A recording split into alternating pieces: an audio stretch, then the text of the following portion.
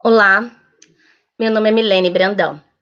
Eu sou uma cidadã, estou falando como cidadã, que gosta sim, de alguma forma, olhar como é que é o andamento das nossas instituições públicas de ensino, em especial aquelas que eu estou inserida, como, no caso, a Universidade Federal de Catalão, a qual eu estou como aluna, né, do curso de psicologia. A minha fala hoje é direcionada a meus colegas, né, alunos da psicologia da Universidade Federal de Catalão, e também aos professores que irão participar da reunião hoje às 14 horas, aonde vão discutir a questão dos pré-requisitos, né, da matriz do PPC, do curso de psicologia da instituição. Por que questionar, né, de alguma forma? Durante anos, muitos alunos foram impossibilitados de fazer disciplina de TCC1, dizendo que havia pré-requisito, quando na realidade não havia. O que havia é uma distorção na interpretação. O que havia é uma tentativa de manutenção de um status quo, no sentido de não dar autonomia para o aluno da pesquisa e incentiva a pesquisa. Por que eu falo isso? Vocês já olharam? Vão lá na página do site da Psicologia da UFCAT, vão lá. Vocês viram que tem uma matriz curricular lá? Mas vocês nunca questionaram por que essa matriz não mostra os pré-requisitos e correquisitos? Por que tem um recorte da matriz? Olha lá. Vocês questionaram por que a resolução do CPEC 1526 da UFCAT, UFG, não está na página onde tem os pré-requisitos e correquisitos? Nunca questionaram isso? Vocês não questionaram que há tempos atrás aquela suposta normativa de TCC, de trabalho de conclusão de curso, normativa resolução que criaram, né? Que falaram que criaram uma suposta normativa que ela limitava a própria normativa superior, né? Dizia que limitava, tinha essa força para limitar o que não tinha, que seria o próprio PPC, essa resolução.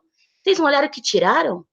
Vocês acham que é uma mera coincidência o fato de a resolução, que é o PPC, o documento mais importante, tá, do curso de psicologia, não tá na página com os pré-requisitos? Não acha interessante? Ou então, por que tiraram aquela suposta normativa de trabalho de conclusão de curso da página? Esses questionamentos que eu faço, sim. Porque, na realidade, essa questão do pré-requisito e correquisito era algo que não queriam que questionasse. Colocaram uma suposta normativa que limitava de forma complicada, abrangente, a produção do trabalho dos alunos diante da academia. Eu luto pela autonomia dos alunos. Eu luto por nossa autonomia, ainda mais quando essa instituição está iniciando. Agora passamos de UFG para UFCAT. E se esse movimento de questionamento desse status quo, em que limita a autonomia do aluno, em que limita a produção científica, não for questionado agora, vai dificultar muito mais. Por quê? Porque vão criar institutos para criar barreiras para isso. Bem, hoje tem uma reunião para discutir sobre isso. É mais uma reunião do que se tinha antes. Mas sabe o que costuma acontecer? O grupo que vira e mexe quer implantar pré-requisitos em disciplinas como uma forma de enrijecer a dinâmica e o fluxo das disciplinas e também do aluno diante da academia, normalmente acontece o quê? Quando o jogo não sai como eles querem, eles pegam a bola do jogo e falam: não vamos jogar agora, vamos jogar depois. Ou seja, quando eles não conseguem fazer o gol, né? Eles ficam frustrados e pegam a bola. Por isso que vai levando, ou então eles falam diferente. Não vou mais participar desse time. Porque eles não querem perder nessa situação. Pois bem, esse debate sobre pré-requisitos, sem dúvida, não foi levado junto para os alunos discutirem. Não é obrigatório, é opcional. Mas se a gente quer fazer uma universidade participativa, por que não podemos discutir isso?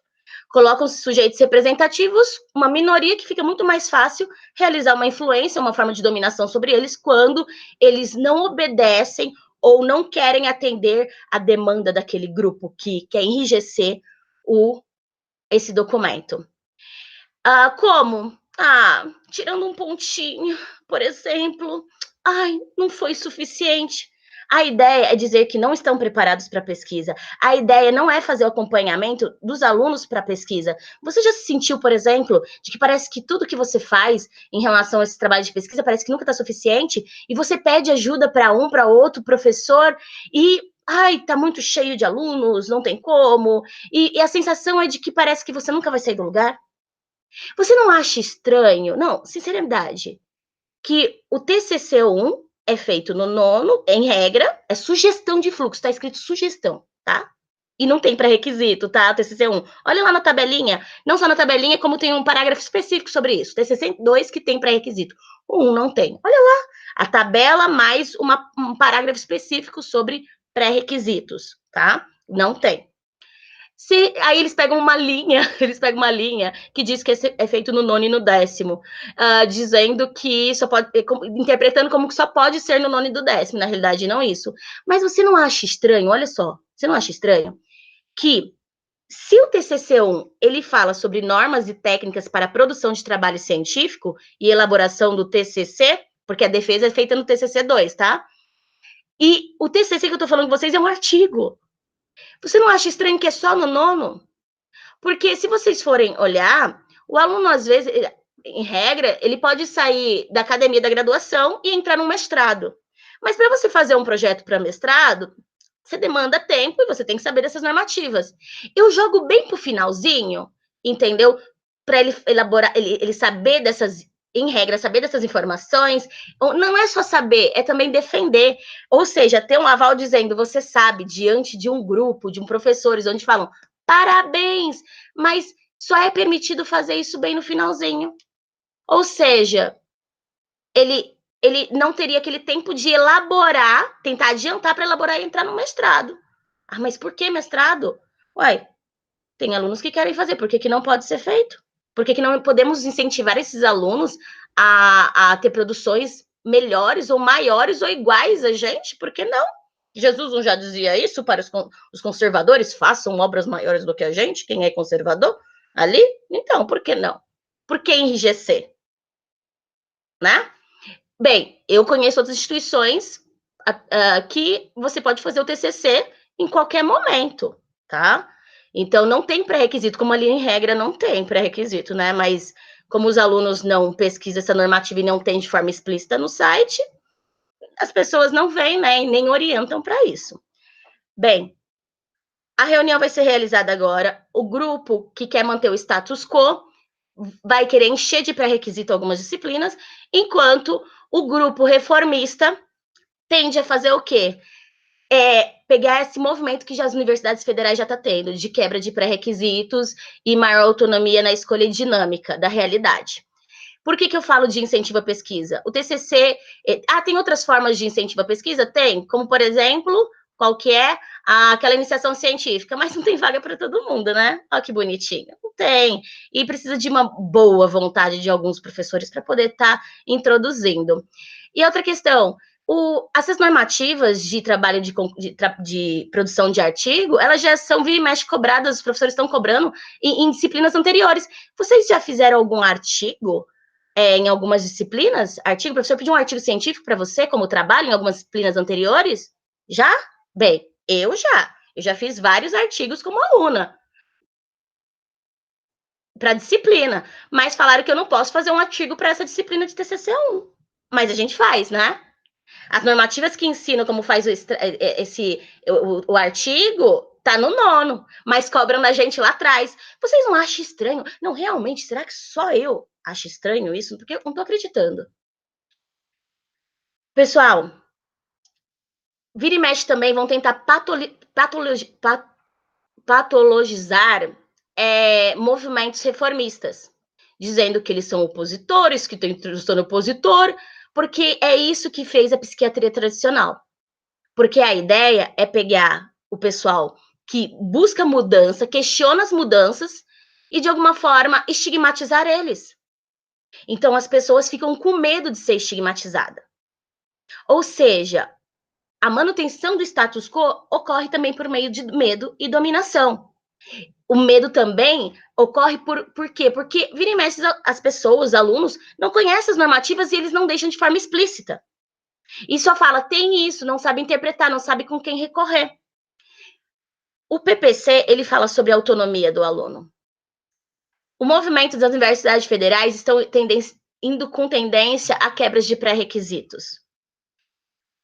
E se nós falamos de pesquisa, que vira e mexe o governo está indo contra a pesquisa, por que criar essas barreiras para os alunos? Por que ele não pode adiantar a disciplina de C1, por exemplo, já dando um tempo para ele se preparar, por exemplo, para um mestrado? Sim, os alunos da psicologia podem se preparar. Então, eu sei que muitos